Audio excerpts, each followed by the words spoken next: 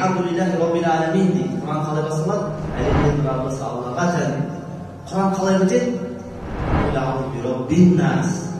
Адамдардың Раббысы деп бітеді.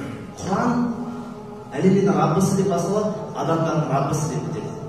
Маликин нас, адамдардың патшасы. Илахин нас, адамдардың Құдайы. Құран басынан соңына дейін Рабб. Аллах Тағаланы таныту, бізбен Аллах Тағаланы таныстыру Құранның мақсаты. Біздің өміріміз мақсаты сол. Ал біз қазір үшітіп дүние туралы әңгімені қозғауға ұялмай, тәңір ішіне айтамыз, таңға дейін айтамыз. Біреудің төре қосып жатқанын UFC ма, немесе біреудің футбол ойнап жатқанымыз таңға дейін айтамыз. Бірақ Алла Тағала туралы, Алланың білімі туралы, Алланың зікірі туралы, фиқх туралы, тәфсір туралы, хадис туралы біздің әңгімеміз бітіп қалады. Имам Абу Ханифа рахимахулланың шәкірттерімен дәрісі қашанға дейін болған білесіздер ме? Таңға дейін болған. Шәкірттер имам Абу Ханифаның қасында осылай таңға дейін отыратын болған.